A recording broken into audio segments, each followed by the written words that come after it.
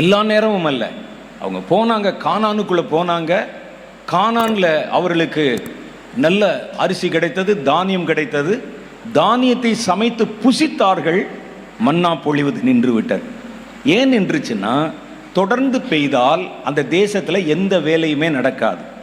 மனுஷனுடைய வயிற்றில் பசி இருக்கிறதுனால தான் இத்தனை கட்டடங்கள், இத்தனை சாலைகள், இத்தனை வீடுகள், இத்தனை துணிகள், எல்லாம் இத்தனை வேலைகள். பசி இல்லைன்னு வச்சுக்கோங்க, ஒரு வேலை நடக்காது. காலையில் எந்திரிக்கணும். அங்கே பழைய வனாந்திரத்தில் நடந்து வந்த ஞாபகத்து காலையில் போய் வெளியே தேடி இருப்பாங்க, ஒன்றும் இல்லை. அற்புதம் நின்று விட்டது. எப்போ தேவையோ அப்பொழுதுதான் கர்த்தர் அற்புதங்களையும் அடையாளங்களையும் கட்டவிழ்க்கிறார். அதுக்கப்புறம் நின்று விட்டது. வனாந்திரத்தில் நடந்த போது பாருங்க, ஒரு கண்மலை அடித்தார்கள். கண்மலை அடித்த உடனே அவர்கள் குடிப்பதற்கு தண்ணீர் வந்தது. கானானுக்குள்ளே போய் கண்மலை அடிச்சுக்கிட்டா இருந்தாங்க.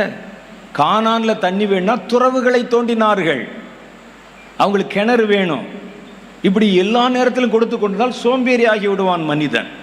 அதனால கர்த்தர் எந்த நேரத்தில் தேவையோ கர்த்தர் அந்த ஒரு காரணம் இல்லாமல் அற்புதங்களை செய்ய மாட்டார்.